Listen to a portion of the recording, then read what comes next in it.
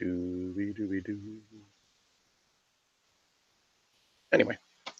Hello!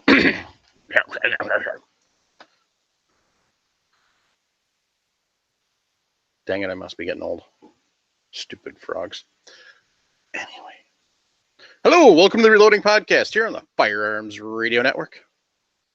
Tonight we want to take time to thank Sean and the gang over at Firearms Radio Network for letting us have a place to hang out every week. And we want to take time to thank Jake and Ryan from Patriot Patch Company being the bandwidth sponsor. And I say you got to adjust my chair. By the way, if you haven't seen it yet, bam, new patch of the month for May. So, it's on the hat as well. So, how's everybody been doing? Good. What's everybody been up to? Oh, just in reloading wise, I've been processing more 223 brass. On another note, I did on had one of our beloved listeners, he knows who he is, got me into starting a 2011 build. Listen. Yes. So I got some stuff coming for that.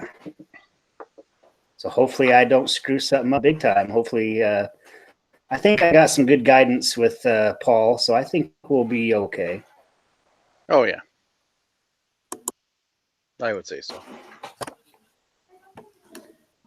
Jason, how's work? It's workish. I did go to the California Gun Owners Dinner last Friday night. Awesome. Donated some money, ate some cracked crab and tri-tip. Ooh. Eating fancy. Eating fancy. Nice. They have an open bar there, but I took it easy on the open bar this year. Last year, yeah, I got into repeat mode. Everybody I talked to afterwards said you just kept saying the same things. Okay, maybe I shouldn't do that anymore. Yeah, we didn't win anything. I keep hoping we'll go there and my wife will win something, but not yet. But we don't buy a lot of the extra tickets. Right. Our sheriff wins something every year, but if you look at his table when you walk in, he's bought like the huge ticket package, so his chances of winning are a lot higher. Yeah. But that's cool that he goes there and supports it too. That is awesome that you've got a sheriff that's pro-gun. Yeah. And that was it for me.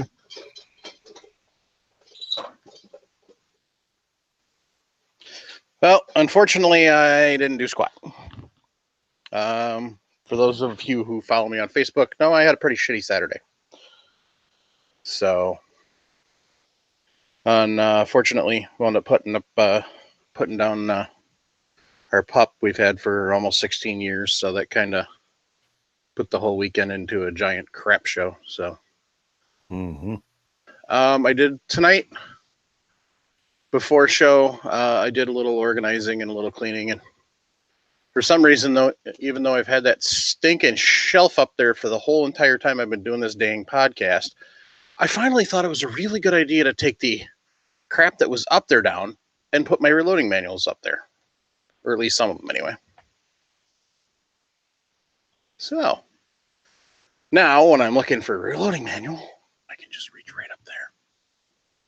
Every once in a while, you get those epiphanies, right? Yep. So that was my week. Tomorrow I'm going to run over to Fleet Farm, finally get some wads, and get that beautiful thing behind me up and running at full speed. So, but yeah, so that's about it. Jim might be joining us, might not be. That's to be determined. And Phil will not. So, obviously, since Phil's not going to be here at all, that automatically means he's the brunt of all jokes.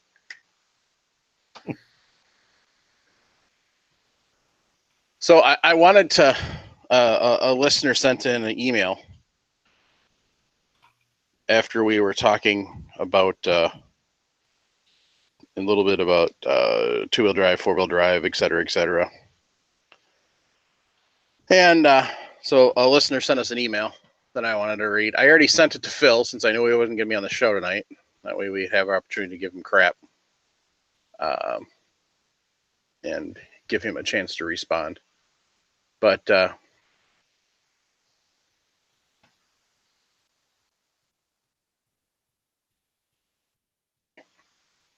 okay, sorry about that. I'm just looking for the email so I can give credit. Where'd it go?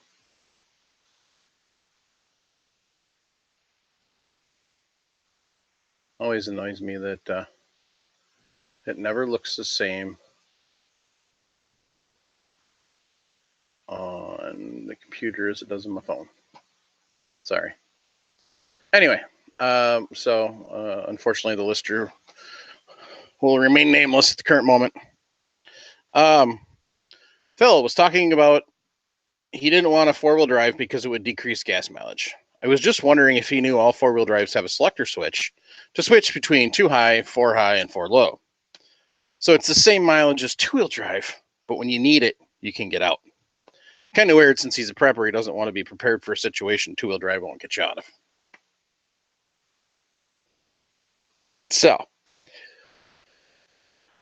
valid points. But at the same time, the two-wheel drive, four-wheel drive debate is kind of one of those things that goes on and on. So Phil's response: extra weight to carry, more moving parts, more systems to break, more things to manage if and when I lift the truck. And in a Tacoma, a $2,000 to $4,000 premium for a given year and mileage. So in other words, a lot more money to buy the thing in the first place. And having driven two-wheel drives for a long time, you can get out of a lot of trouble without four-wheel drive if you use some common sense. And then Jim piped up and said it's just better to stay out of trouble in the first place. So, but he got a much newer, lower mileage truck for the same money by sticking to a two-wheel drive. So, but and listen, I live in Wisconsin, and we have snow like half the year. And Travis is in Idaho, but I don't know if he probably gets more snow than we do. But from the two-wheel drive, four-wheel drive argument, honestly, if you're not being stupid,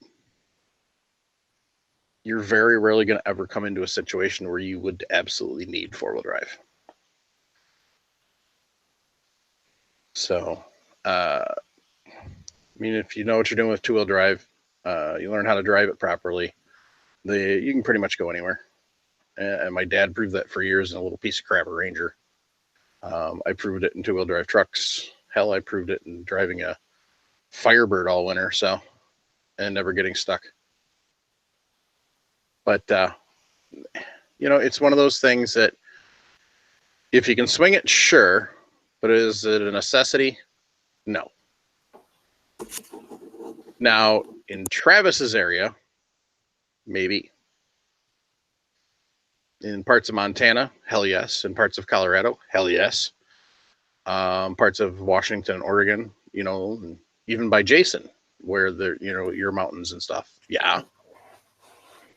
But are you thinking along the lines of snow?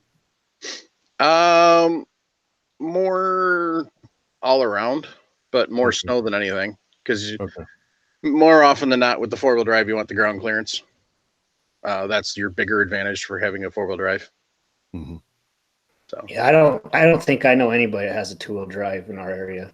Well, yeah, but you guys measure snowfall in feet, so there's a good reason. Two-wheel drive or not, it's not going to help. You need the four-wheel drive, and more often than not, you need change. So, there's that. But So there, I wanted to kind of use that to give Phil some crap, but at the same time talk about, a response and the fact that, yeah, there is valid reasons depending on where you're at for two-wheel drive. So. No. I mean, Phil found a vehicle that he liked, and it was in his price range. Yep. So he jumped on it. I, too, was a little surprised that the prepper in him didn't say, I need a four-wheel drive, but he feels confident enough in the two-wheel drive that it obviously didn't bother him. So. Yep. And I'm thinking he's figuring where he's at. If he needs the four-wheel drive, it's going to be too late at that point in time anyway.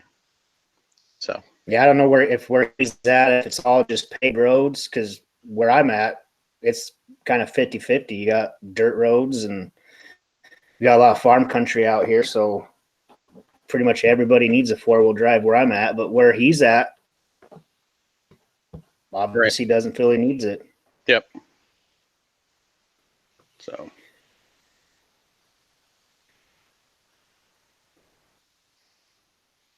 And that was that. All right. Moving right along. Tonight's cartridge corner. Sorry, no sound effects. One of the things I'll eventually get to is getting it set up so I can have sound effects on command, but that costs money and I don't really justify wasting the money right now. So tonight's cartridge is the 44 Special, not to be confused with the 44 Magnum. So the 44 Special, or the 44 Smith & Wesson Special, smokeless powder centerfire metallic revolver cartridge developed by Smith & Wesson in 1907 as a standard chamber ring for their new Century revolver introduced in 1908. So, let's face it, late 1800s, 44 and 45 calibers were king. I mean, you had the 44 American, the 44 Russian, 44-40 Winchester, and then 45 Colt. Were all popular cartridges in revolvers and lever actions. So at the start of the 20th century, Smith & Wesson decided to celebrate by introducing a brand new revolver design, which is called the New Century. And, of course, bring it out in a revolver, might as well throw in a new cartridge while you're at it. Excuse me. At that time, I mean, there's still, if you're going to look at the time frame, 1900 to 1910, black powder cartridges were still king. Smokeless powder was really still in its infancy, and nowhere near like it is now, or even after World War II. So a lot of your stuff was still black powder cartridges. Now, these are brass cases with primers, but it was black powder powering it instead of the newer smokeless powder for a lot of it. That was kind of one of the other things, is they wanted to, kind of debut a new cartridge, and so on and so forth. At that point in time, a lot of the cartridges were being converted to from black powder to smokeless. It just made more sense. Wasn't as temperamental. Also, you could actually see for a follow-up shot. Anybody who's ever shot revolver with black powder knows exactly what I'm talking about. Try and fire 6 shots at a target. If you're lucky, you get 2 off before you can't see the target. So, now, as they were being converted, to smokeless, which spent a lot of time and effort doing experiments because of the fact that there was a difference in pressure and a difference in energy.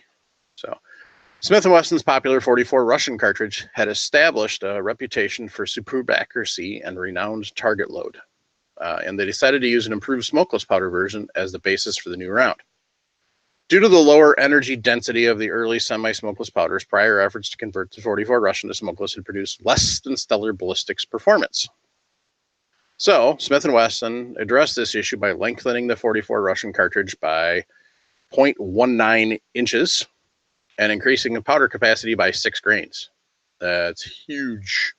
The resulting design, which Smith & Wesson called the 44 Special, had a case length of 1.16 inches. Unfortunately, the ballistics of the new cartridge merely duplicated the 246 grain bullet at 755 feet per second statistics of the 44 Russian, when the powder capacity of its case would have supported performance rivaling that of the 45 Colt and close to the 4440. And 4440 was king of the hill at that time, because that was a 44 caliber slug in front of 40 grains of black powder. So, nevertheless, the 44 Special retained its progenitors, stupid fancy words, reputation for accuracy. So it stayed as accurate as the 44 Russian was. Just wasn't producing any more power than that, which they were hoping to get. So almost from its introduction, firearms enthusiasts and cartridge hand loaders saw the potential of 44 Special chambering was far from being realized, and by the end of the 20s, we're loading it to much higher velocities than factory standards. Do we do that? Do hand loaders ever do that? Nah.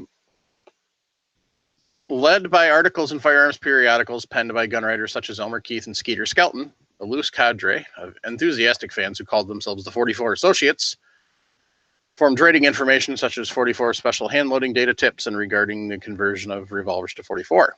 They promulgated the belief espoused by many firearms authorities and the experts that this 44 Special chambering is one of the best overall in handguns. So Elmer Keith, being Elmer Keith, developed a number of classic heavy hand loads for the 44 Special, many of which are still highly regarded today. He also championed the concept of higher power big bore revolvers with Smith & Wesson and Remington, and eventually leading to the 357, 41, and 44 mags.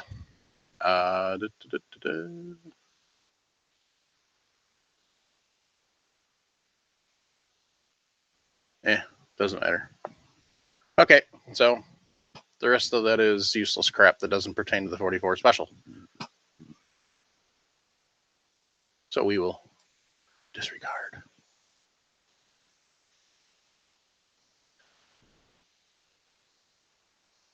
All right. So with the increase in cowboy action shooting, 44 Special is kind of really coming back around for that, because it is a great caliber for that. Factory loadings anywhere from 135 to 250 grain bullets and various velocity levels. I mean, you can get all sorts of different bullet types and everything. So, I mean, the 44 Special is a great cartridge, and it's a great all-around cartridge. You can light load it, use it for cowboy action shooting. You can heavy load it, use it for hunting. You can use it for personal defense. There's a couple of firearms manufacturers that have firearms that are strictly 44 Special. I want to say Ruger just brought out the GP 100 in 44 Special, I think 2 years ago. So, I mean, you're getting great performance without the massive recoil of the 44 Magnum. And you can still blow somebody's head clean off. But anyway, I digress. Hey, Mike, just a little off the subject. Did they just introduce the GP 100 in an 8-shot? I don't know. NRA, okay. When I stopped by, I was looking at pistol caliber carbines, so, which they now have in 40. Ooh. And I was talking to Mike McNutt from Double Tap, and when you're hot loading the 40, you can get 10 millimeter velocities out of the pistol caliber carbines. So, with a 40. It That almost makes it worth it. Right? I do not see any 8s. I see 7s, but no 8s. I was But listening to We Like if they Shooting. if they I was just listening to We Like released Shooting. it, I thought that they said that they just introduced it at the NRA show. I honestly don't remember.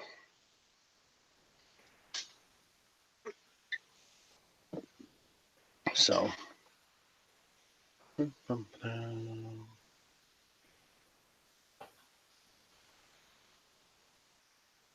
Yeah, I honestly didn't look at the revolvers much. I went over and found the GP100 because I miss mine desperately. But other than that, I don't remember. I know the 7 rounds are pretty new. So, and that's to compete with the 686s. But I don't recall hearing anything. I know Smith came out with a 8-shot revolver.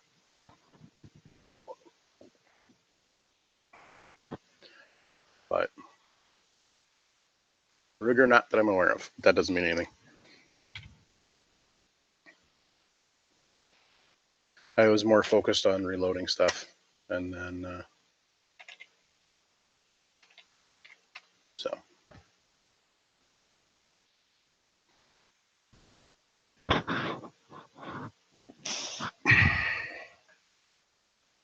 You know, one of the things I hate about internet right now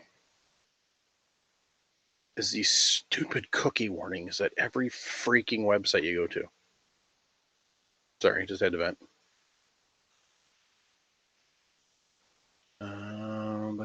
Let's see here. I take it that's like the Prop 65 warning here in California?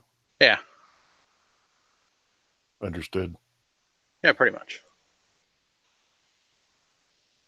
Well, as I've said before, everything in California causes cancer, so screw it.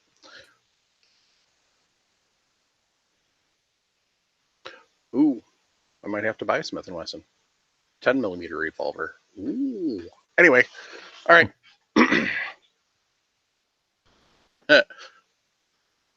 Paul was talking about, Paul Nelson was talking about the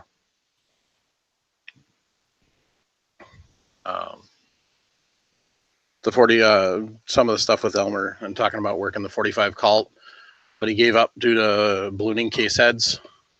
And then he was talking about the 44 Special, and he says, try that with a Charter Arms Bulldog.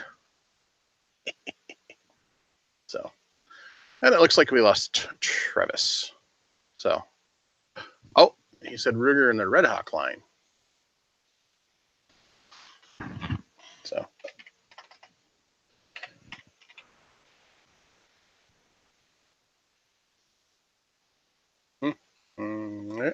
all right.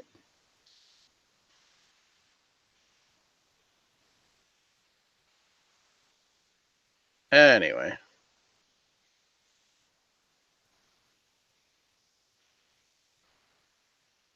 So, Jason. Yes. Our first question of the night is from Chris. He says, still new to reloading and I'm limited on space for all my equipment. What's your opinion on the Lee case trimmers? I'm working on saving the money for a case prep center. Not sure if you've done a podcast on trimmers. Thank you, Chris. We really haven't. I mean, we did kind of when we were talking about brass prep, and the last time we did the reloading reloaded, we talked about case trimmers a bit, but we didn't specifically focus on them. Maybe that'd be some videos to shoot up in the future. The Lee case trimmer is good, and it's bad. So the reason it's good is it's cheap and it works. The reason it's bad is it takes quite a bit of effort to get used to how it works and to make sure you're paying attention so you don't trim it too short, because that's the drawback to the Lee. And I didn't even get a chance to dig mine out because I thought we were doing some different questions, but sorry. But the way it's set up is if you're not paying attention and you don't have it set up right, it's really really easy to trim to the wrong case length. And if you really screw up, you can actually trim it too short. So I honestly will know that from firsthand experience. So it is a great little trimmer, but it's definitely mechanical. I mean, you can put them in your drill and stuff too. You can chuck the shell, the shell holder up in the drill and do it that way, which works a little better. But I mean, it is what it is. It's excuse me. It's like most Lee stuff. It's inexpensive, relatively easy to use. You sometimes need to do a little tinkering to figure out how to make it work the best. But it is what it is. It's a great starting thing, especially if you want to make sure you're trimming your cases and you don't want to spend a lot of money. I mean, you can get into a Lee trimmer. If you bought the kit, any of the kits, then it comes with a basic. And then what you can do is go and just get your different pilots. Excuse me. Sorry. So that's kind of that. Oh, and I was wrong. I did find a super. It's the Super GP100. So that's why I didn't find it earlier. Super GP100 is an 8-shot. And then So Paul, Mike, on the Lee, how can you trim it too short with that Lee? I don't know how I did it, but I did it. Because it's like theoretically it should have stopped it. Yeah, that's what I'm thinking. It should have. Right, there's only one Lee trimmer, right? There's not Right. another one I don't know about? No. Okay. Yeah, there's only the one. But I'm just saying that I managed to trim it too short. So Okay. I don't know how I did, but so that's my one warning. Yeah. Where is... There we go. So I'm going to share screen here quick so people can kind of see what we're talking about. Excuse me. Welcome back, Travis. Yes. Sorry, I don't know what happened. So you guys are obviously talking about the case trimmer stuff? Yep. So this is your shell holder and your case length gauge. This is what it comes with when you buy the different calibers. And then what you need also to go with it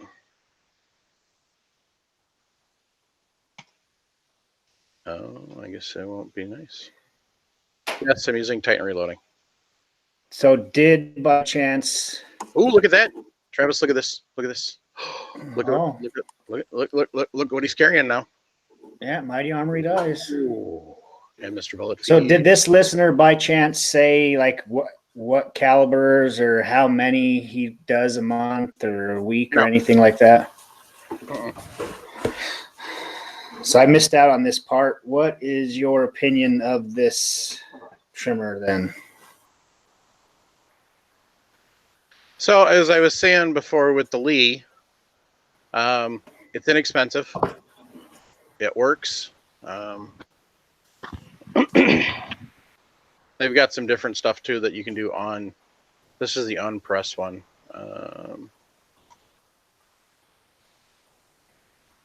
All right, so here's the other parts. If I can make that bigger, no. But so here's your lock stud and your cutter, and then here's what it looks like. So the case length gauge actually screws in, and then the pin is designed to go down into the pilot or into the flash hole, and then there's the cutter here on the end of it. And then with the other end of it, so you can get the cutter with the ball grip. You can get just the regular cutter.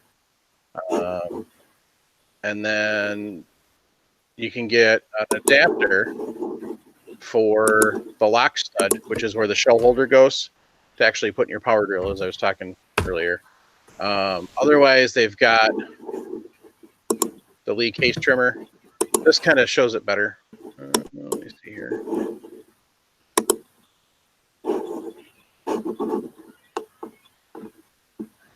So this kind of shows it a little better. You can see the holder here. Here's your shell holder.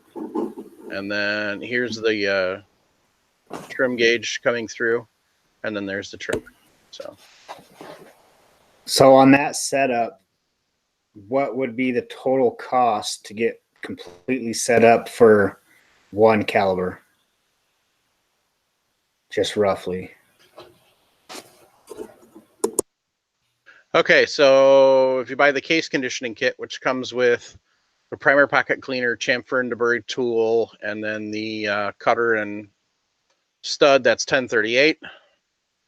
And then a actual they've also got this little zip trim here where it's got like a pull cord, like a recoil starter for that, and then that'll spin the case for you too. Yeah, my buddy had that zip trim thing. That was horrible. It depends. It's like everything else with Lee. You got to get kind of used to how it pulls. So, and then say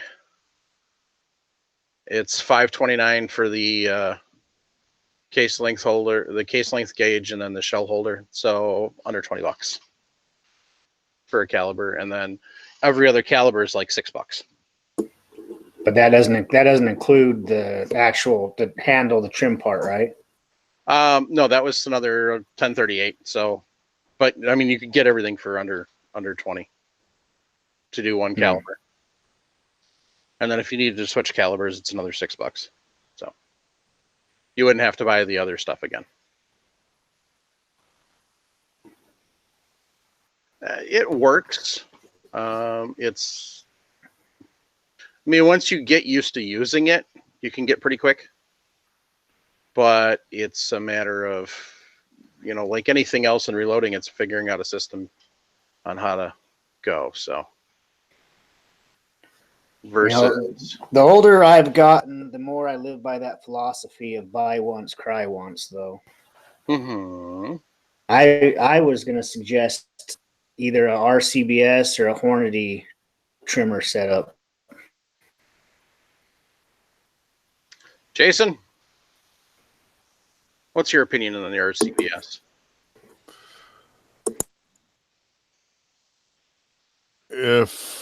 He's new to reloading, so he might not be sure this is even a hobby he wants to do. If that's the case, I would go Lee. If you already know you like it, you're experienced enough to know you're going to keep doing it, save up a few bucks and go a different route. Lee can make decent ammo, and it's been proven time and time again, but it's not ideal for people that really get into reloading, high volume type stuff. I kind of like the Gerard and the WFT. Oh, yeah, World's Finest WFT. I like those setups, but all of them work as long as you do it right. Yeah. I mean, that's the thing is, as long as you do it right, any of them will work. But now, Jason, you've got the RCBS, and then you've got the Frankfurt also, don't you? The Yes. Platinum? Okay. Yep. Which one collects dust? Right now, all. Well, I know all right now. That doesn't count. RCBS collects dust. Okay. So now I have the Hornady. I'm guessing the RCBS price wise is about the same. I think the Hornady's $110. I'm guessing the RCBS is in that ballpark. Roughly, What? yeah. I don't remember for sure. What is that new Lyman trimmer setup priced at, Mike? Good question. I just hate. It seems like anytime I buy something cheap, I end up upgrading to something not too long afterwards, and I feel like the cheap item I just bought was a waste. So I like Jason said, if this individual thinks he might not like reloading, go the cheap route. But if it's something he's at all interested in, I would save up a little bit and get something a little better.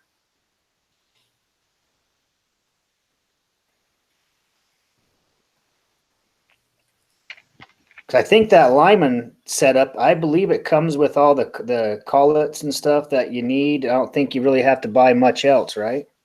The Case Trim Express is what you're talking about? The new one? Yeah, the powered one. Because they have a standard one that's like actually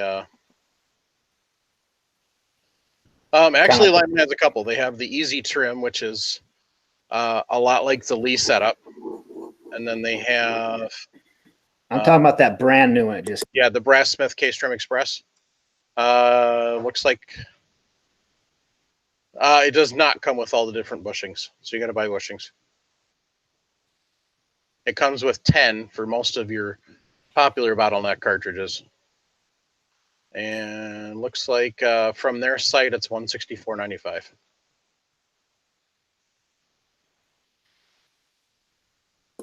That's cheaper than I thought, but having something powered is very handy sometimes. I don't know how many cases you're going to do by hand with that Lee trimmer, but guarantee you can do a lot more with that powered unit. I don't know. The Case Trimmer Express basically kind of looks like a World's Finest trimmer bolted onto a motor. Yeah. You're still going to have to, it does not say anything about you don't have to chamfer and deburr, because it's just got a carbide cutter in it. So, I mean, that's what it looks like. Is it looks like it's exactly a World's Finest trimmer, basically modified. So now those bushings. World's Finest trimmers, are they? How much are they? Because I know that didn't they have two models? One that you had to buy per caliber, and then they updated it to where you can change it out, the inserts out, and it was just basically a little collet with a bearing in it. Not really. I mean, it is a bit different. Hang on here.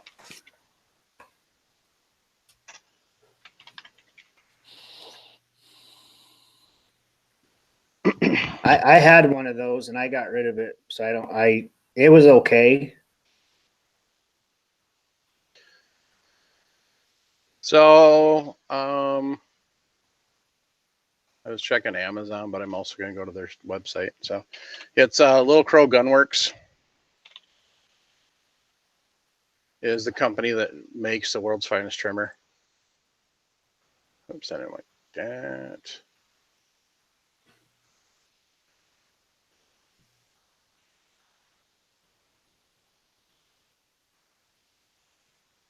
So we're looking at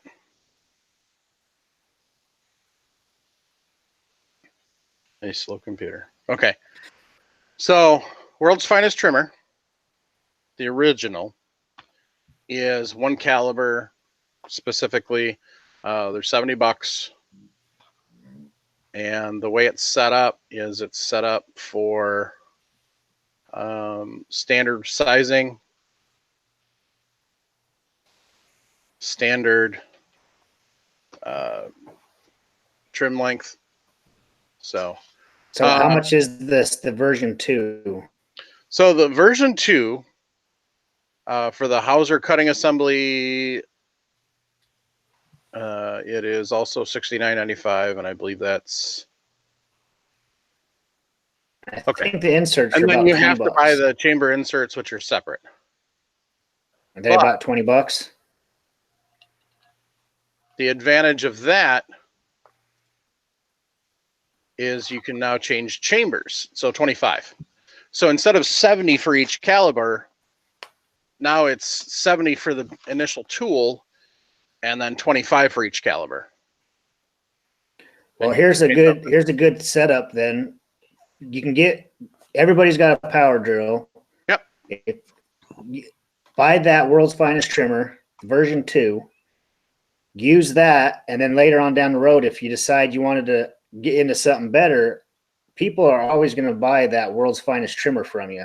It's a good piece of equipment that I guarantee you could at least get most of your investment back on, versus buying the Lee. I really don't think, I'm not going to say nobody would buy it, but you're going to have a lot easier time selling that World's Finest Trimmer and then updating to something else down the line if you so choose. Yeah, but if you're getting the World's Finest, if you're getting the Lees, you're not going to really need to worry about selling them, because you're going to well have your money's worth by the time you save up for something better. So from that, if you're looking at it strictly from that standpoint,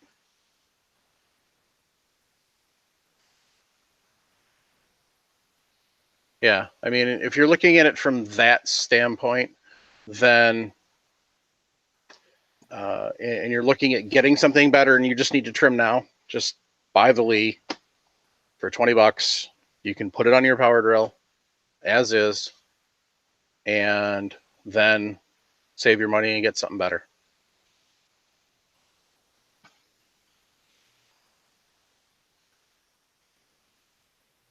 But yeah, that Frankfurt Arsenal Platinum is a really nice setup, because as Jason was saying in the chat, you can trim, and then you can do your flash hole, primer uniforming, chamber, or chamfer and deburr, all in the thing. So that's a nice setup. That's one of the ones I'm looking at getting eventually. But I have the World's Finest Trimmer. I have the Lee. If you're just trying to save money, just get the Lee and do it for now, because you're going to wind up chamfering, deburring anyway. If you get the Lee set up, $20, it comes with the little hand chamfer and deburr, and then you can save up for the rest. I mean, if you're doing a lot of brass prep in the first place, then yeah, it's going to suck at first, but it's just going to make you want to not go out for fast food and not go out for extra beers with your buddies and stuff until you can afford that case prep. So there's a tip for you on that. Yeah, that's another big thing to point out, though, is how much brass prep are you doing? Yeah. Because I think I have called the Trim It 2. You don't count. I have that set up for the 308, and I quickly realized, even though that's a powered unit, I was having to hold each piece of brass in my hand. I got carpal tunnel off of doing that, and I decided I wasn't going to do that much anymore, so that's why I went with what I have now. But I'm assuming if the guy's just starting off, he's not doing the amount that a lot of us are doing. So no, I'm sure not. It's a good point. If the guy someone mentioned in the comments, get the Lee, and then when you're done with it, pass it on to a newbie, and that's a great thing to do. Exactly. The Lee is nice if you get to that point where you're going to start doing like in the field reloading, because it's something you can sit there and you can do by hand if you ever need to. It doesn't require any extra crap, doesn't require any power. So it may be that type of thing. But yeah, if you're only doing 50 cases in the first place, then you're honestly wasting your money if you're going to do a brass prep station. But if you're just getting into it and then going to be going from there, then it's worth it. So. All right. Question number 2.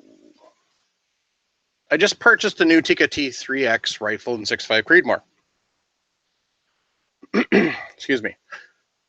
I also purchased 50 new Peterson brass in LR primer pocket, large primer pocket. I started lobe development with, and the reason he says that is because Peterson actually offers a 6.5 Creedmoor with small rifle primer pockets. So Yeah, it's just like 45s. But so he started load development with 2 different powders, Reloader 16 and Reloader 17. Second, 6.5 Creedmoor, so this caliber isn't new to reloading for me. I used Reading competition shell holders and a national match die set. Bullets are 143 ELDX. With Reloader 17 has a max charge of 41.4 grains in the 100-day 10th. Started out with 40.2 grains of Reloader 17, moved up to 42.4 in 2/10th grain increments. I noticed a very slight ejector mark, mostly visible and couldn't feel with fingernail, starting at 40.2 grains with a velocity of only 2640. I kept moving forward as there's no other way this seemed correct. So, excuse me. Next piece at 40.4 showed no marks. Went through the rest, and some showed slight marks, and some didn't, all the way up to 42.4. Next, I started with Reloader 16 at 41.6 and worked all my way up to 44.0. Noticing similar results, but no ejector marks until about 42.6, bouncing back and forth between the 0.2 of a grain increment, showing slight pressure signs via ejector mark. Nothing extensive, just slight when it showed until I get to 44 grains. 44 grains showed a mark that could be felt via fingernail, albeit not extreme, but noticeable. There is no load data for this bullet, but there is plenty of data regarding 140 and 142 grain bullets on an Alliant website, which is how I came up with my starting charge. Max for 142 grain Sierra Match King is 43.9. Sorry for the long-winded email. The whole reason for this long email is frustration. Why do some cases show pressure signs on lower powder charge, but others on higher powder charges do not show pressure? Before anyone asks, I full-length resized the brass. Could this be a brass issue? Thanks for any input, John. And then he said, sorry, I forgot to add that I'm seating to 2.9 and this ELDX touches the lands at 2.925. I'm also using standard Cci 200 primers.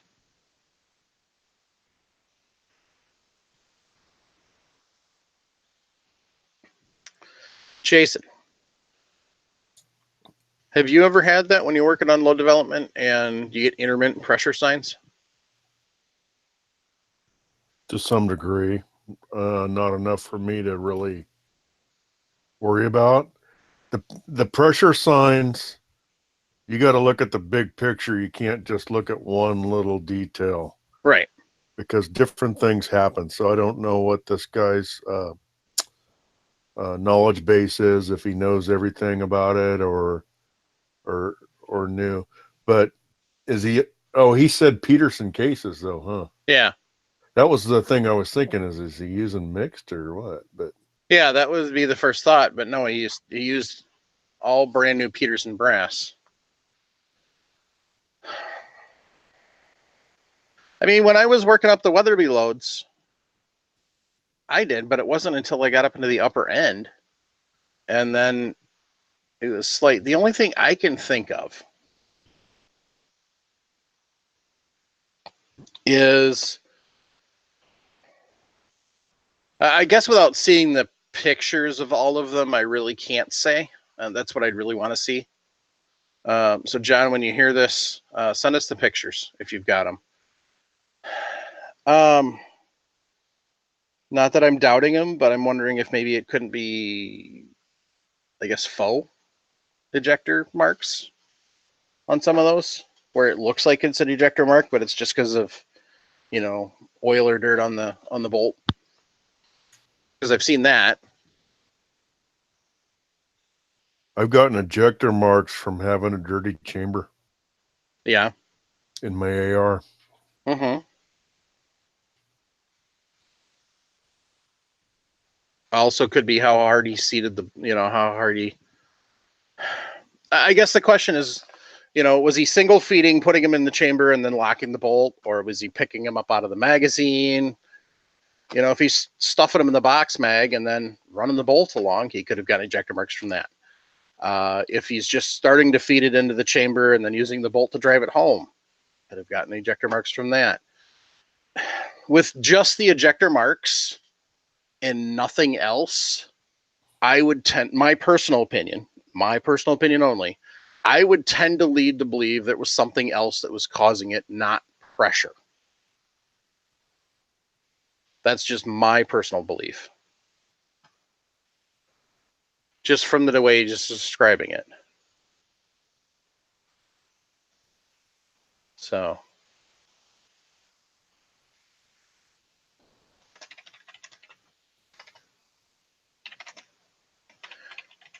But like I said, that's just my personal opinion. Travis, what do you think? Honestly, I don't have enough experience in what I've never seen anything like that before.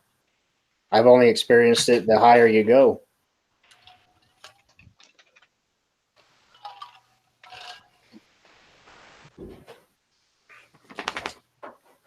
You hate to say it, but I just was kind of what you just said. I wonder if by chance he kind of got some stuff mixed up, and the ones that he says shows pressure signs, and he says they're at a lower charge. Maybe he mixed them up, and they're actually the ones that have more charge in them, and I don't know. Yeah, I mean, there's definitely different options, different possibilities for this. I mean, I've done some ladder load stuff and accidentally tipped over my tray, and they all kind of mix up, and you're like, oh dang. Mm-hmm. So maybe when you're putting them in the tray, maybe he's putting one where he thinks is in a row of one charge, and that's the only thing I can think of because I've never experienced anything like that before. Yeah.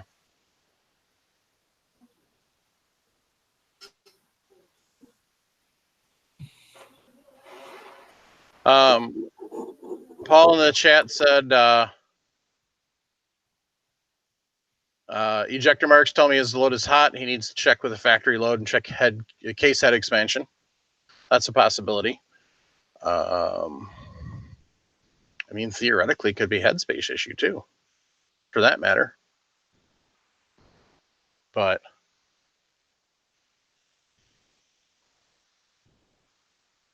yeah, I mean,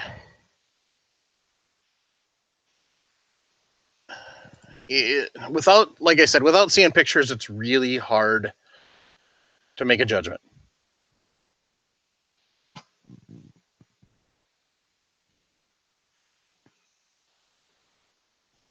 So with my and I wouldn't say it's necessarily a Tika issue because I didn't have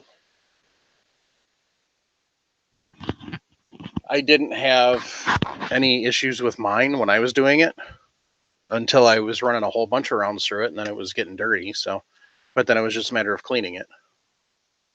I mean, I could take my finger and literally touch the bolt face and pull it off with gunk. So,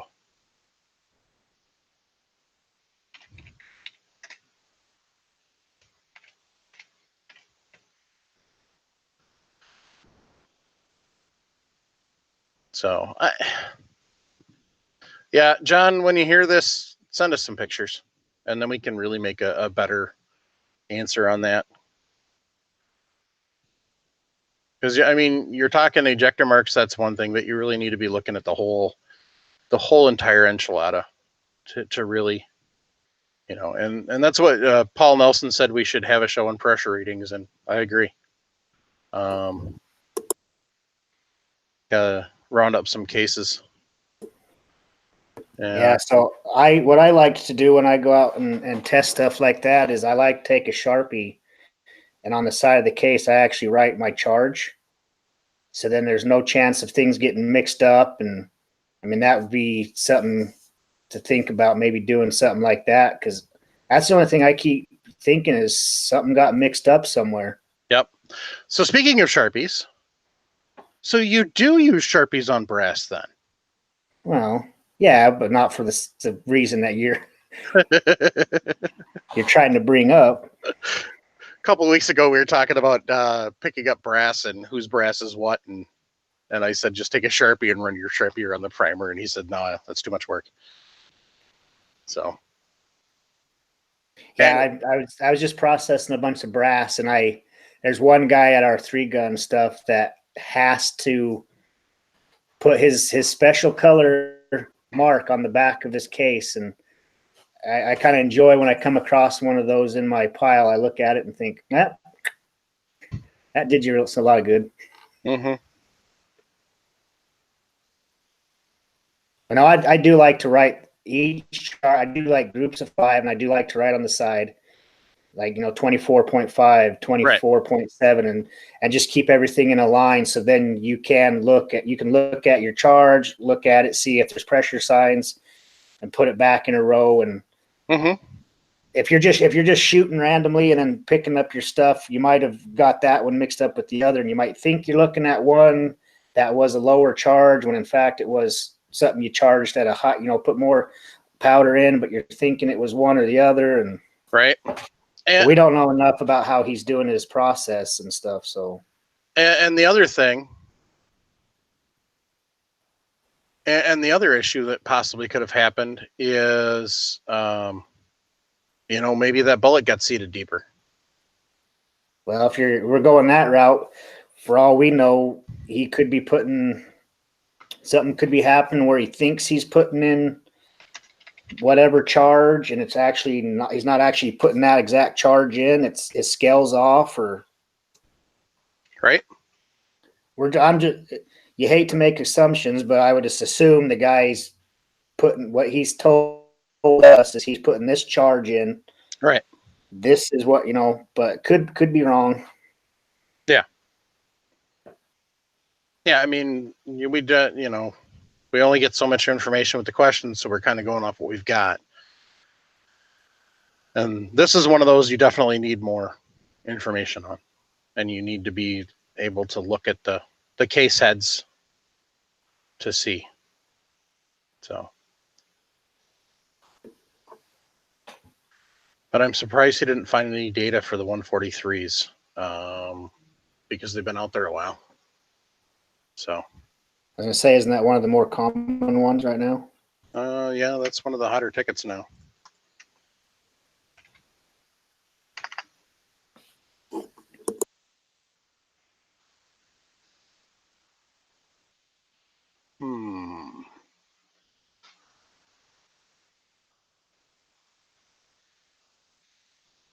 Anyway.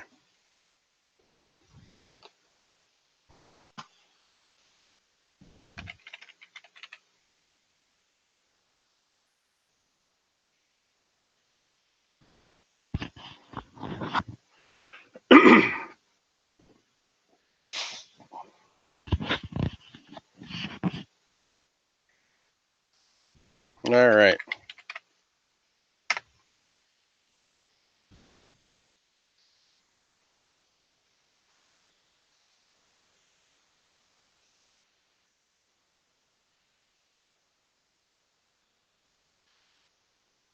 So, our next question.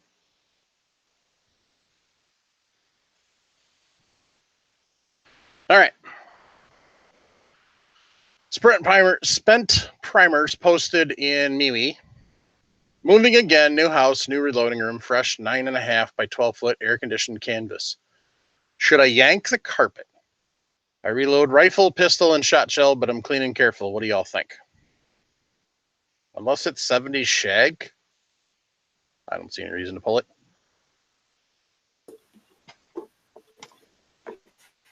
Yeah, I'd leave it. Leave it. I got carpet in my reloading room. Yeah. In fact, didn't we talk about this once before, Mike? Something about vacuum cleaners. I know you showed us. Some people think you can't use a vacuum cleaner to suck up primers, powder, and such. Yeah. I'd beg to differ. There's one over there that's got powders and primer in it. Powders and primers of all different sizes. So, all right. Question from the chat. Raggle Fraggle. I built an air pistol in 300 blackout and bought Fiocchi ammo to test along with other brands and noticed the overall length of case was quite a bit shorter than the other test rounds. How can I check the dimensions of my pistol's chambers dimensions, and where can I find specs for factory ammo?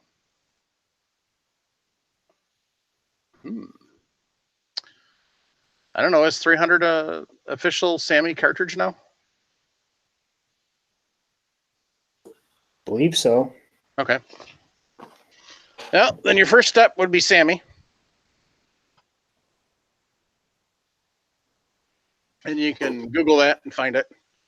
I don't remember what the website is off my top of my head. Otherwise, reloading manuals typically do. So like Hornady right here. I don't know if they've got 300 in this one or not.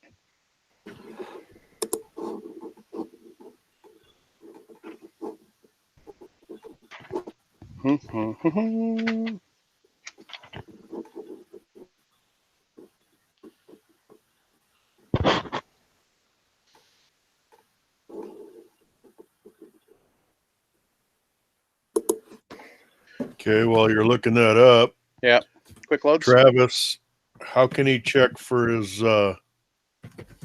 chamber dimensions? So I was just thinking that couldn't he just take a fired piece of brass that's fire formed and kind of just check it out? No. I was Well, how just asking. I was trying to ask him how much off in the chat. How much off? I know Hornady is known for some cases purposely making their brass a little shorter.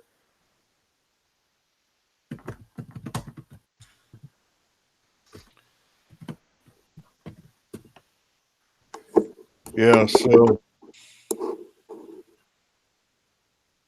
So I guess couldn't he also put in that what's that one stuff called? I thought it was lead. That Cero. Safe. Seriously. Yeah, that stuff.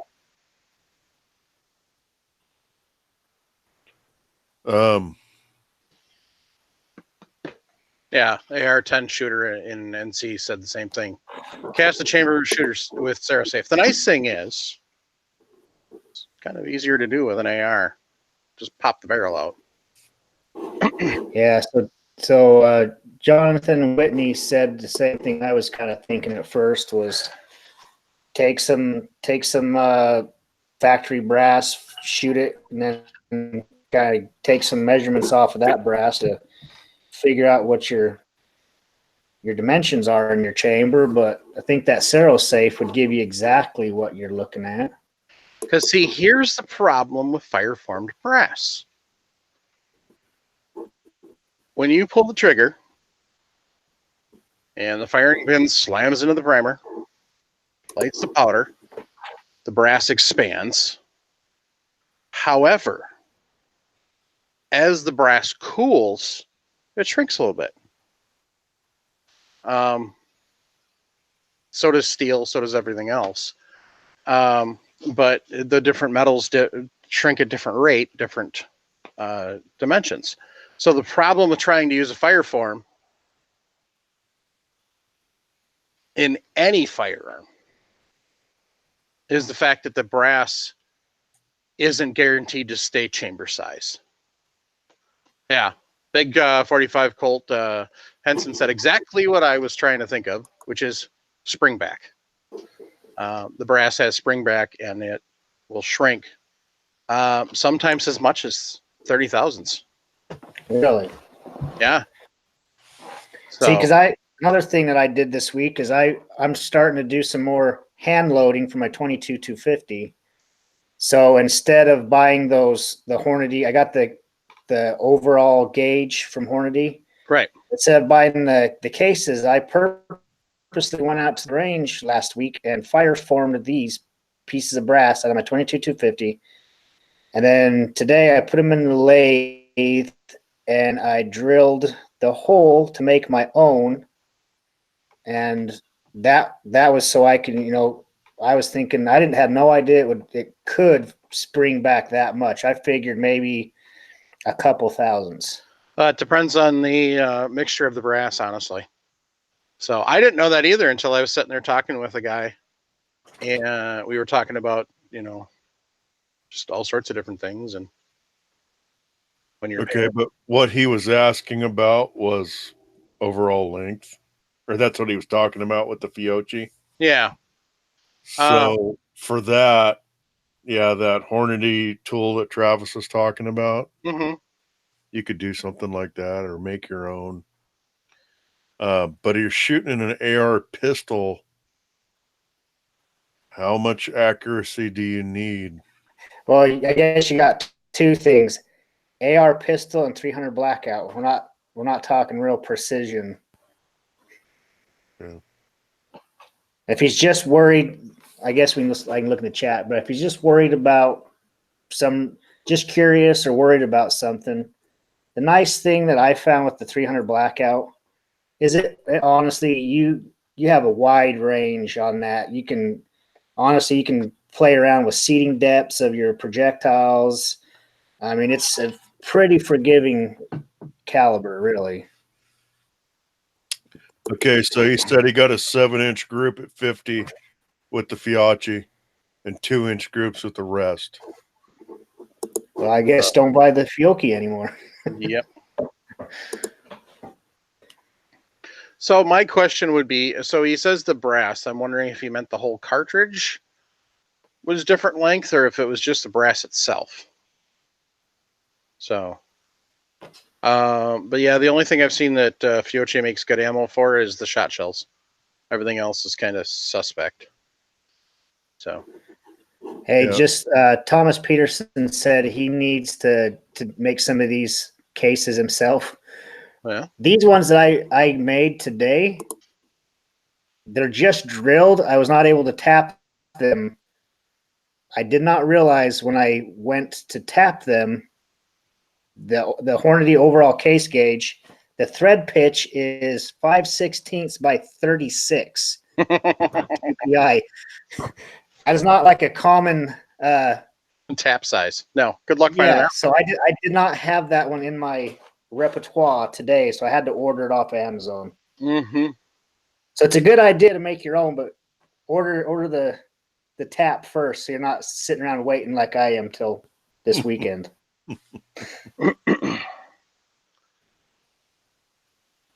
Well, there's no reason you can't reuse the brass, but Well, I'm really liking what's his name again, Jason? The Vaughn Precision on YouTube.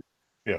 That's where I got the idea, and I was like, man, if he's doing that, there's no reason I shouldn't be able to go do that. So I went out to the range, fire formed this, and like we just were talking about, though, I figured, you just bump the shoulder back a couple thousandths. I figured that's going to be perfect for the chamber.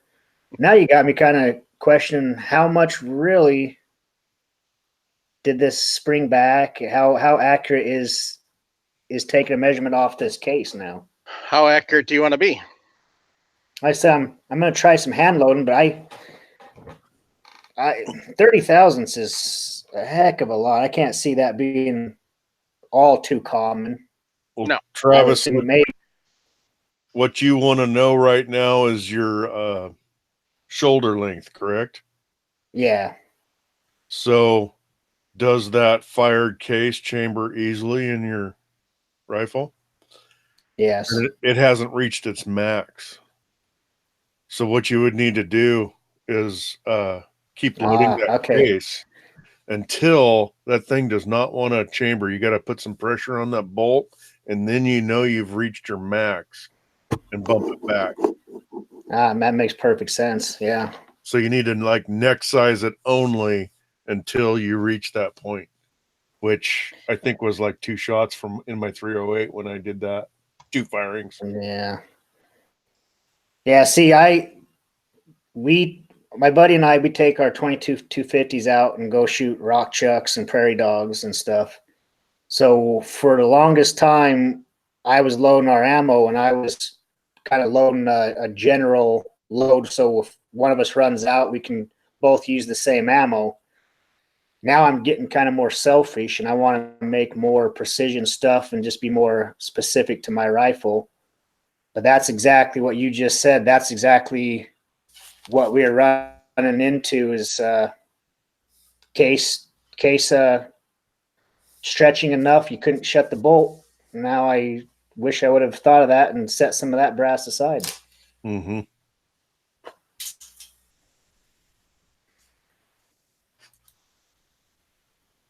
It looks like Jim decided to join us. You got to adjust my settings.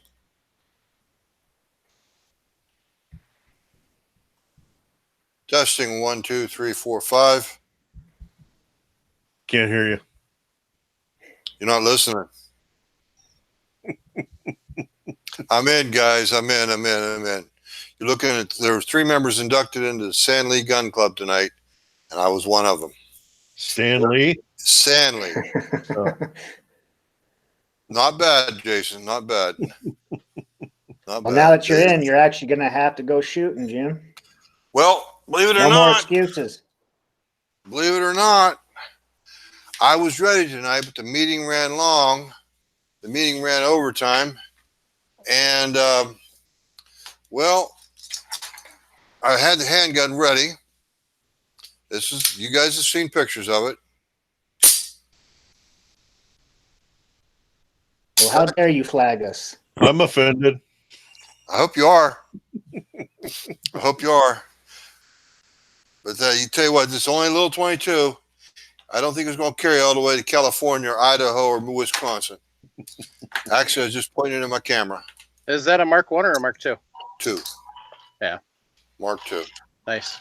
Yep. It's a target model. 3-pound trigger pull on this thing. Nice. I still kick myself. I had a Mark 1 that I'd picked up back before I knew anything about guns. Oh, Mikey. Traded it away. Yeah. So, I have a Smith & Wesson 22A now, and I love it. That's the one before the victory. Target 22s, Target 22 guns, handguns are a lot of fun. Oh, they are. I've always been a fan of the Browning Buckmark. Because it's not a target gun. Yeah, I agree. A lot of people use it for target. But it's not. Browning's got a very good name as far as quality goes. They also got a hell of a price, too. Mm-hmm. I like your some give all patch, Mike. I got mine. Thank you. Yeah, it's awesome. Yeah, it's always whatever those guys, Ryan and them, do. They always come up with something appropriate. Yep.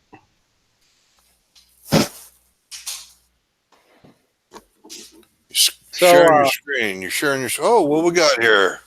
This was Cci Primers. Yeah, this was Carl's experience with 6.5 Creedmoor from Peterson on small rifle primers. So. Carl Rabelais? Nope. Okay. I see some very seriously pierced primers. Yep, and some lovely marks. I can't see those. If you could, can you zoom in a little bit, Mikey? It will not. I don't think it'll let me zoom in anymore. So it looks like we got some pierced primers and some flattened primers. Uh-huh. And maybe an ejector mark? Yep, I see that. Yep. They all do have an ejector mark, yep. There we go. You figure out how this, ooh. Okay, pull down just a little bit, Mike. Travis, can you do us a favor, not to be disrespectful at all? Can you mute your microphone, please? Thank you. Okay, Mike, go ahead and zoom in again, please, because it's not, I'll just click on you. Yep. So, yeah. Oh, my God. Yep. That's the worst indicator of all, is the primer ejector mark.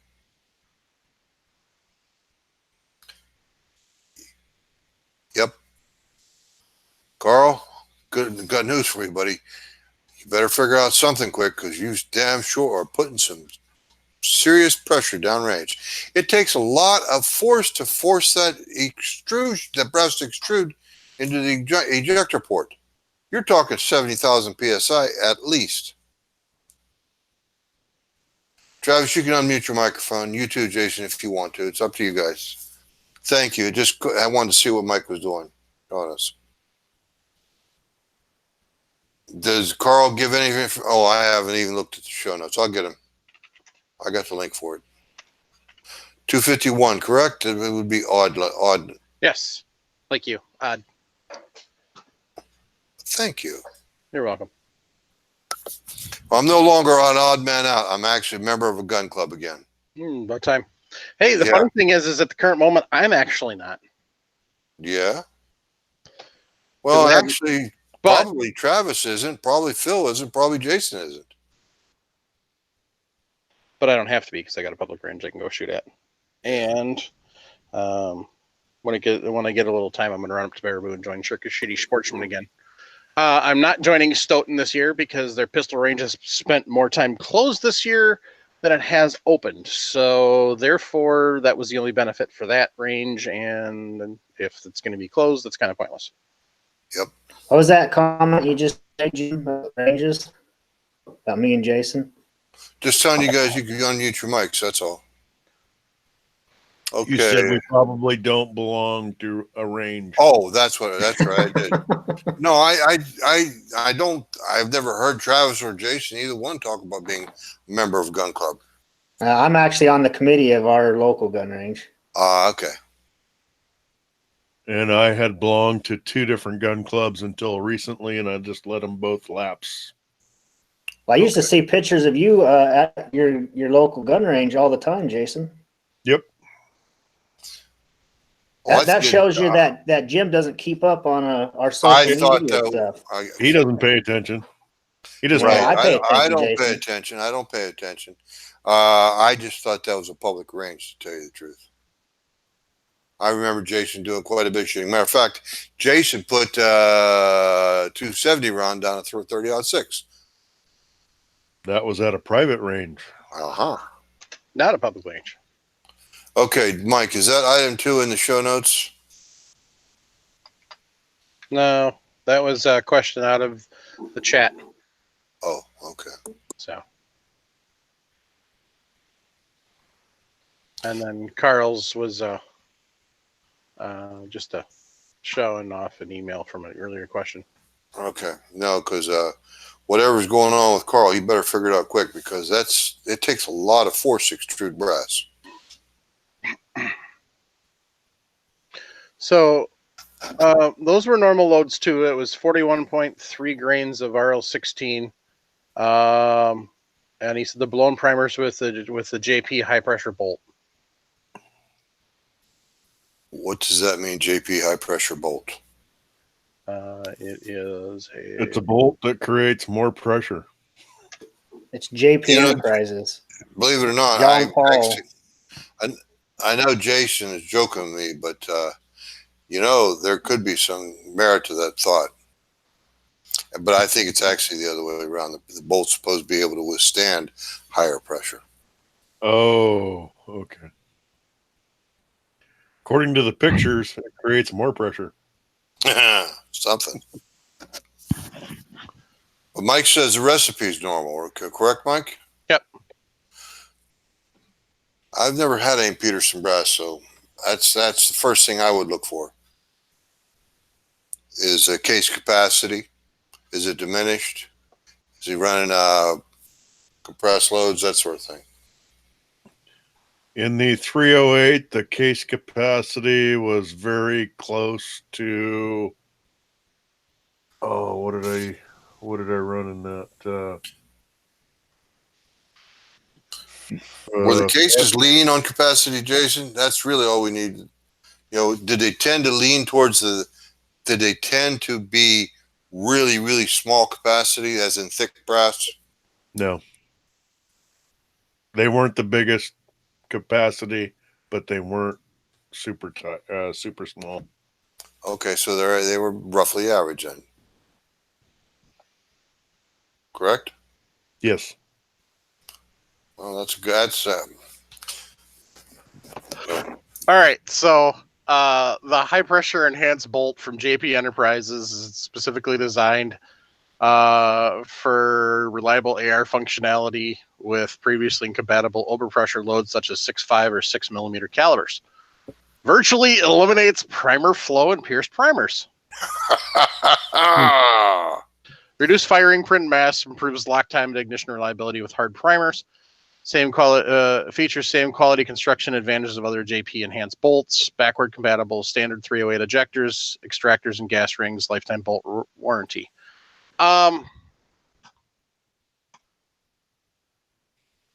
So the question I would have is what primers, if he was using a soft primer, that could account for the pierced primers. Yeah, but Mike, go back to that extruded brass in the ejection port. Right. Yeah, that's a whole different thing. So, but Jim, in an AR-10, I have gotten ejector marks just because I had a dirty chamber. It was my normal 308 load, Yes, sir. but I got ejector marks one day. Not as bad as the pictures I just saw, but I did have marks. Okay. Paul was saying, Paul Nelson said could be too much gas, not enough spring.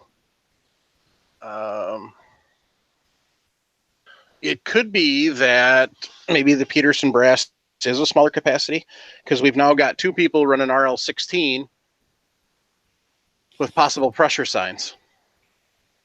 Carl WVU says it was Cci Primers. They're not known for being hard primers. I just bought 2 bricks of them Saturday. Man, they're not that soft either. Average. I like my primers. Yeah, I do too. like CCI. They're a good, solid primer. Yep.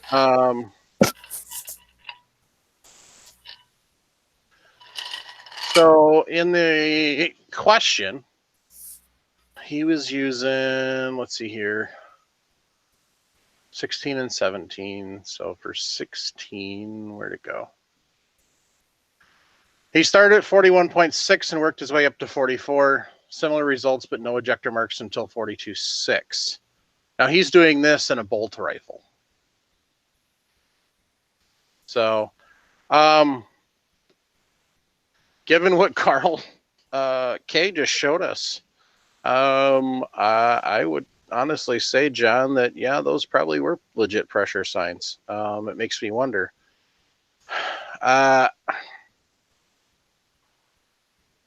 My thought would be, is the Peterson brass got a smaller case capacity?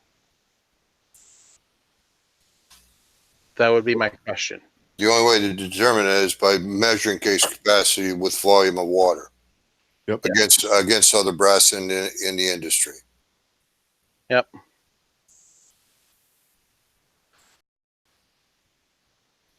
Heck, one time we did a whole show a couple years ago, on nothing but case capacity. Yep. Yeah, that's where I learned about it. Wasn't it Jeremy who talked about that? Exactly. I guess there's a particular little trick to pouring the water or running the water from your faucet. You have to adjust it just so. Have a stream of water coming out of your faucet, and you let that fill up, but you don't make a dome of water. You just want the water to be level across the mouth of the case. Yep. It can't be concaved or convexed. It has to be level so you can be consistent. Right. Consistency is the key, because you can't be consistent with a 2 drops too much or 1 drop not enough. Yep. And you can't use an eyedropper either. As I understand, you cannot use an eyedropper either, because that's will cause you to become convex, too much water, concave, not enough water. Mm-hmm. Could you use alcohol by chance? could use. One at a time, guys. Mike? I'm wondering if there is something else you could use instead of water that would be more consistent. The reason why we use water, Mike, is because it's available everywhere and it's the same everywhere. Theoretically. Well, then I said, could you use like rubbing alcohol? Because then that could evaporate out of your case. Would that be okay to use? I would imagine, Travis, it would be okay as long as you were the one using it, and you used it all the time. You'd have to buy fresh alcohol, because of course you're going to lose alcohol every time you pour it into a case. But the other thing is too, pouring it into the case itself is quite a feat, because you got to pour from that alcohol bottle through a funnel.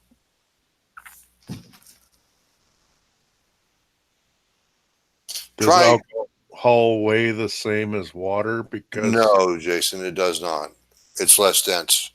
And you could use it to compare, but like on my program, we use a volume of water as a measurement. Right. Quick load wants water. Well, alcohol weighs considerably less than water, as far as, 1 gallon of water, 1 gallon of alcohol. When I say considerably, I mean, I'm talking hundreds of an ounce. But anyway, the thing is, Travis, It's okay if you want to use that, but it's always for comparison. But the quick loads program that Jason's talking about insists on having water. That's what the instructions or the software was coded for, was water. And it's not hard to get your water level level. It doesn't take much to figure that out, Travis. Just a little bit of practice. It's just a small stream of water, and you hold in your case at like maybe a 45 or something until it fills up. And then you can literally take your fingertip and just touch it and pull a little bit of water off the top until it's level. It's once you figure it out, it's not hard. Well, Jason, now that you mentioned that, don't you have to dry off the outside of the case for consistency purposes? Yes, you would, but I literally don't get any water on the outside of my case when I'm doing it. Wow, you've been doing it quite a while then. I practiced one day until I was very consistent with it, and I just picked it up. Now that trick of he obviously doesn't have the shakes too, though. lay off the booze, Travis. That'll help. The hangovers will go away. Or the coffee. Drink too much coffee. I'll bet that's more like it. But anyway, Jason, a question about that putting the fingertip on. Is that how you carry it from the faucet over to your scale? No. It doesn't fall out. It's got enough stick to it. I don't know what to call that, where the water sticks in the case. Surface tension, Jason. Surface tension. You're not going to spill it out. Okay. But I don't put my finger over the top. I just touch it to the edge to where I'm just pulling a little bit of water off. Oh, until touch I it get to the side, not the top. Exactly. Okay. Thank you. Anyway, the reason why we're talking about water capacity of the cases is so that this gentleman can figure out what the capacity of his 6.5 Peterson or Creedmoor brass made by Peterson. See if it's consistent with the standard, or if it's a little bit lighter, a little bit heavy.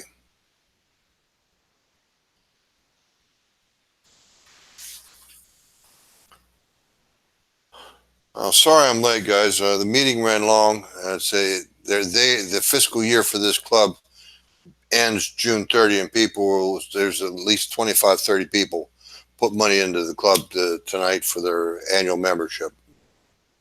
And I had to wait until I was accepted to put my money in. I bet you 25 folks renewed their membership tonight, and then they had 3 new inductees. Uh-huh.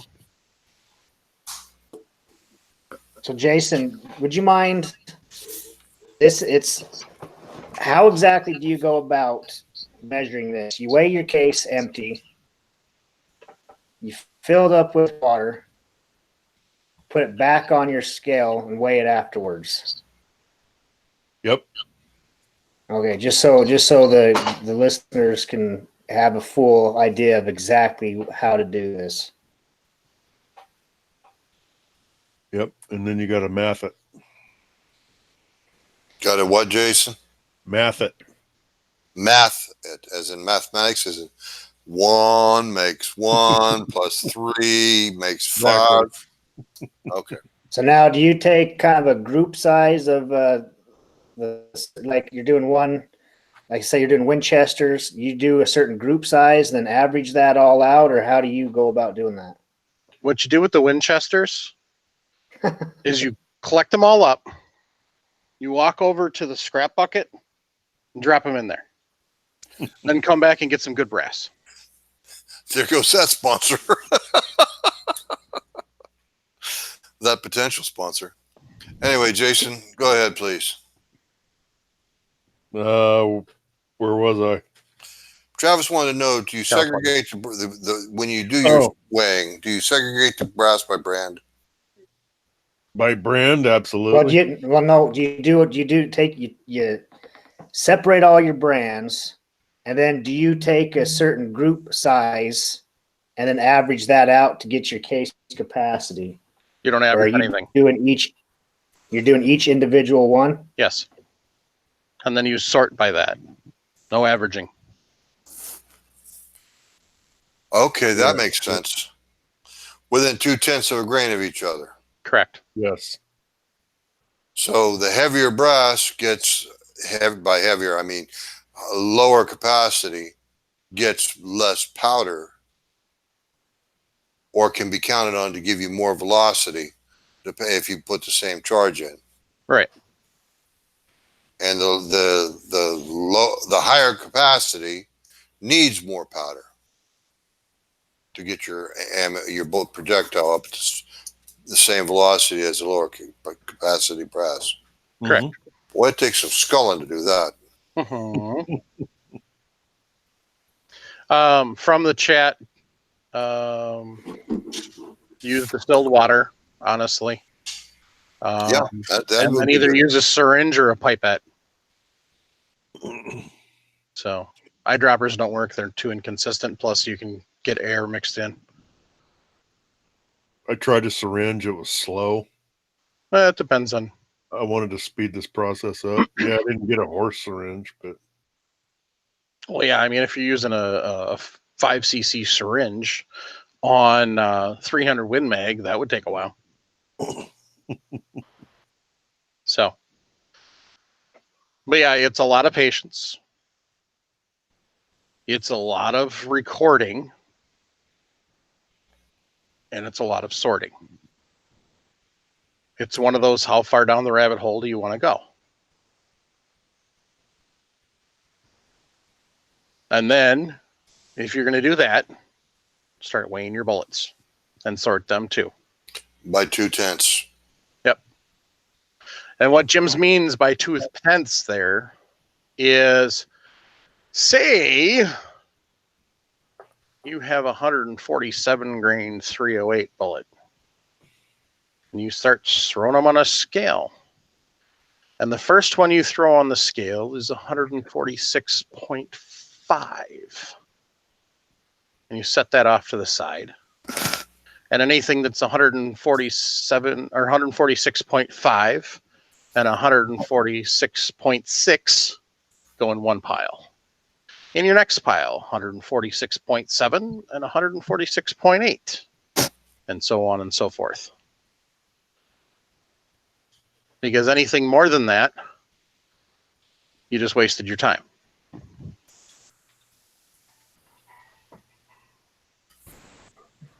So, and the same thing with your case capacity. By that theory of sorting your bullets, if you put the same charge over the heavier bullet, under the heavier bullet, I should say, and you might have one that reads 147.9 and 150. And actually, I'm sorry, 147.9 and 148.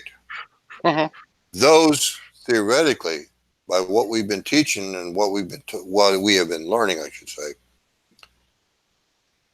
they will run slightly higher pressure and give you more velocity than that 146.5, 146.6 group of segregation of bullets. Yeah, the entire idea behind sorting is consistency. Right. That's the entire reason behind it. Your entire purpose behind it is you are trying to be consistent. Right. And you're trying to lower your ES and your SD. And that's why you would spend all this time sorting. And with your consistency, then ultimately your goal is to figure out through testing how to pair that all up. Do you take your light bullet and put it with your large case capacity, or do you take your light bullet and put it with your small case capacity? And start testing. Right. Or do you just say, we're going way down the rabbit hole now? Yeah. Or do you say, well, these are too light and these are too heavy. I only want this section here. The rest of them can go away. Or they're for practice. Or they're just for plinking.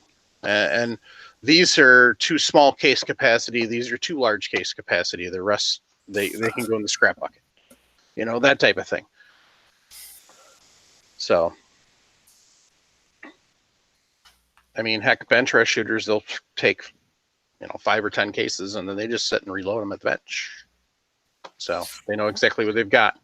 They've got exactly the same bullet weight. They've got exactly the same dimensions. I mean, you're talking with them, they're seriously getting out the calipers and measuring each bullet. Not only weighing it, but measuring it. Is it literally the same diameter all the way down to 1,000ths or 10,000ths or 100,000ths, depending on how serious they want to get? Is the ogive measurable in the exact same spot for every single bullet?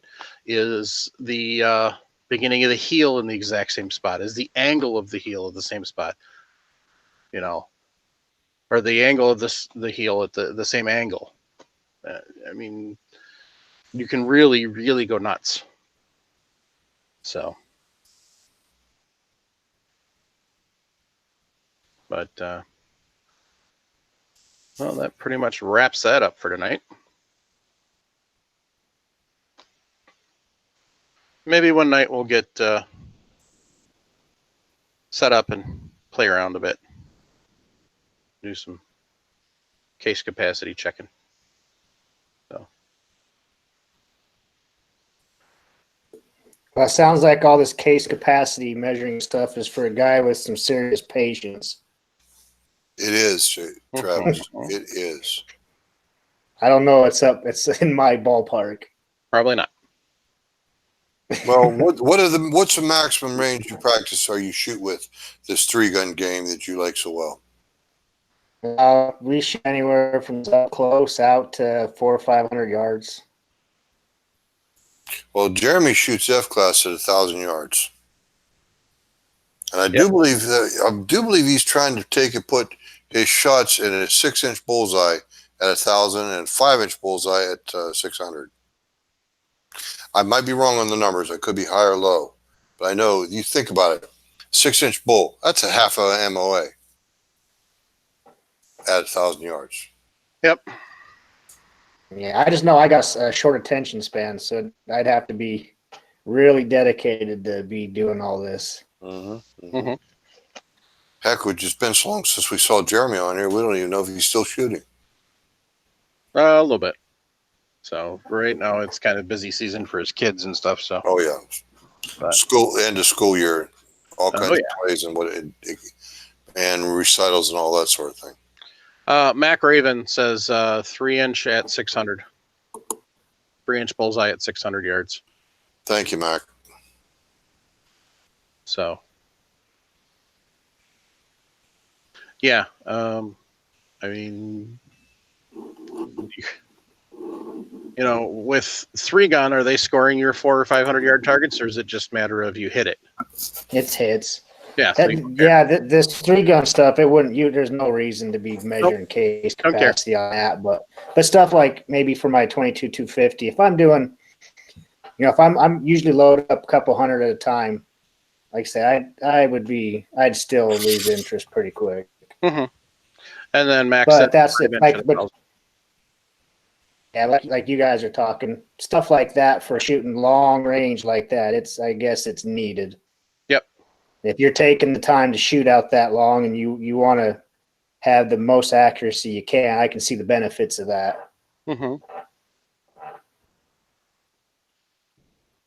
Yeah, that's when it makes a difference. I tell you guys all the time, for 3-gun, I just reload. Mm-hmm. I am kind of hoping more to get into hand loading with some 22-250 stuff, and maybe I'll take some videos along the way and stuff for us. Mm-hmm.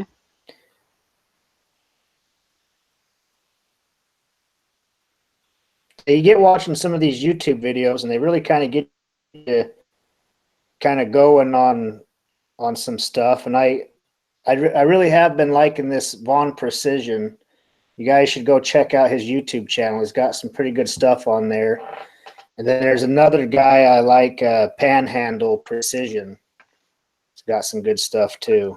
You ever seen that guy, Jason? The name sounds familiar, but I can't say for sure. I'm guessing he's got to be here in Idaho if he's going by Panhandle Precision. He could be down in Texas or Oklahoma or Florida.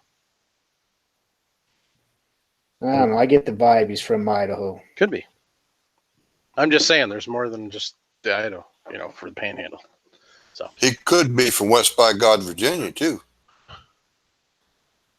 Did I just open that one up or open up a can of worms or what? Just remember, every can of worms sometimes hides a can of whoop ass, Michael.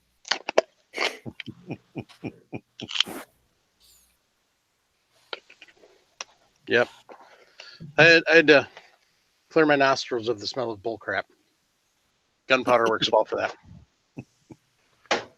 I guess you've never heard of Dan Newberry, huh? No, never heard of him. Never had him on the podcast or anything. Yep, he's from Southern West Virginia. Well, at least there's one person that came out of that state. Tweet, tweet.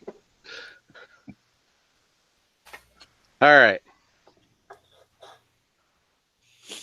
So, yeah, YouTube's got some great shooters and stuff out there. Check them out. And also, excuse me, Gun Streamers got some great content. Reloaders Network's got great content. So, I finally got around to updating show notes for contacts. So when you look at the show notes on firearmsradio.tv/reloading-podcast, it'll actually have some new contact and stuff on there. It finally took the Google Plus stuff down and then added MeWe and Gun Groupie links. So, and added Travis and Phil. So I actually forgot we were supposed to do something, weren't we, for that? Totally forgot that I was supposed to update that a long time ago, and never did. So the next time I post show notes, that'll be on there. I'll post pictures of Carl's 6.5s in the show notes too, so you can see. But kind of what we were talking about with the signs and stuff when you're listening. Hey, Mike, I just thought of this right now. Could we just ask listeners if they can maybe give us some feedback and just let us know if they would like for us to start getting some more YouTube personalities on for us to interview or just talk to? Sure, yeah. Send us emails, reloadingpodcast@gmail.com. Let us know if that's something you guys are even interested in or it doesn't interest you at all. Yeah. I do have some interviews with some manufacturers and stuff in the works. So we just got to nail down times and stuff. But that's coming up in the future too. But yeah, definitely. If there's people you want us to talk to, let us know. We'll try and track them down. So.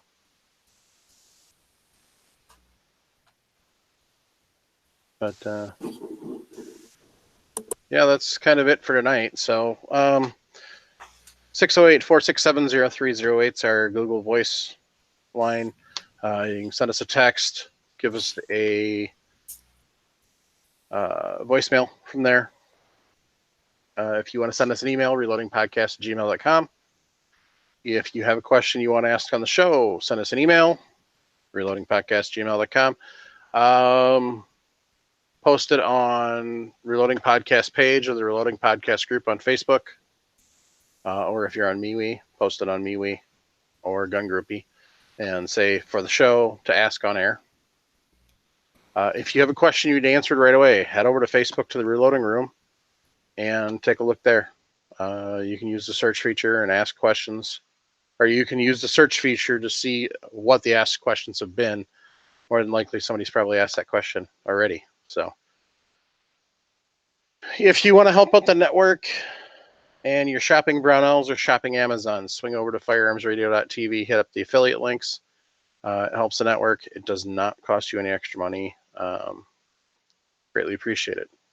And we greatly appreciate all of our Patreons who send us their hard-earned money so we can do stuff and test stuff. So thank you very much. Hey, I just got to point out in the chat, Greg says Panhandle is from Idaho. Well, now there's one great person from Idaho, too.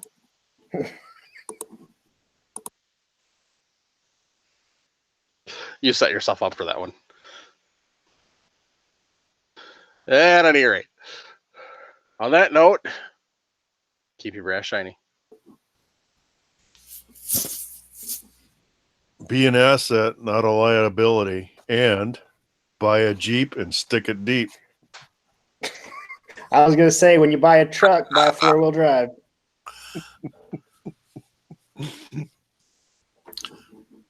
And squeeze, guys. Don't yank that trigger. Join a gun club today or tomorrow. Right now. Right now. Right now.